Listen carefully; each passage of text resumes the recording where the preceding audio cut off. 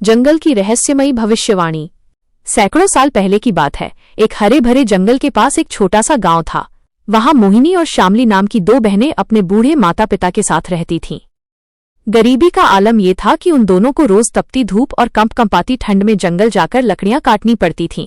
एक दोपहर जब वे एक पुराने बरगद के पेड़ के नीचे सुस्ता रही थीं, तभी पेड़ की डाल पर दो चमकते हुए जादुई पक्षी आकर बैठे। मोहिनी को बचपन से ही पशु पक्षियों की भाषा समझ आती थी। उसने सुना कि एक पक्षी कह रहा था, इन दोनों लड़कियों का रूप तो सोने जैसा है, पर विधाता ने इनके भाग्य में बहुत दुख लिखे हैं। दूसरा पक्षी बोला, क्या लिखा है इनके नसीब में? पहले पक्षी ने ठंडी आह भरते हुए कहा, बड़ी बहन मोहिनी की शादी एक खूंखार भेड़िए से होगी और छोटी बहन श्यामली की शादी एक मृत शरीर लाश से होगी। यह सुनकर मोहिनी के हाथ से कुल्हाड़ी गिर गई। उसका चेहरा पीला पड़ गया। वो कांपते हुए घर पहुंची और बिस्तर पर गिर पड़ी। अध्याय 2। मोहिनी का त्याग और भेड़िए का आगमन। मोहिनी ने कई दिनों तक अन्न का दाना नहीं चखा। उसकी माँ ने बहुत पूछा, पर वो रोती रही। अंत में उसने अपने पिता को सब बताया।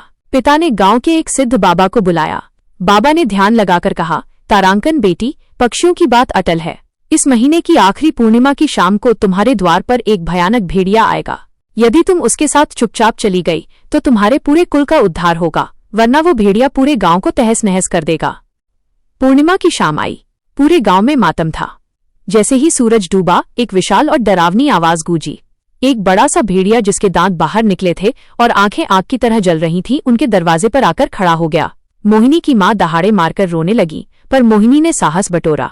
उसने अपनी छोटी बहन श्यामली और माता पिता के पैर छुए और उस जानवर के पीछे घने जंगल की ओर चल दी। अध्याय 3। जादुई गुफा और राजा वीरसेन।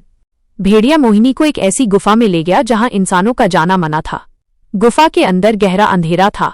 अचानक एक मोड़ मुड़ते ही एक तेज रोशनी चमकी। मोहिनी ने देखा कि वहां एक अलग ही दुनिया बसी थी। सुंदर बगीचे, संगमरमर के महल और हजारों सैनिक। तभी वो भेड़िया अचानक धुएं में बदला और एक तेजस्वी राजकुमार बनकर सामने खड़ा हो गया। वो राजा वीरसेन थे। उन्होंने बताया, तारांकन, एक ईर्ष्यालु तांत्रिक ने मुझे श्राप दिया था कि मैं दिन भर भेड़िया बनकर भटकूंगा। मेरा श्राप तभी टूट सकता था जब कोई राजकुमारी या नेक दिल लड़की स्वेच्छा से मेरे भयानक रूप को स्वीकार कर मेरे साथ यहाँ आए। तुमने मेरी जान बचाई है मोहिनी। मोहिनी उस राज्य की महारानी बनी और सुख वैभव में रहने लगी।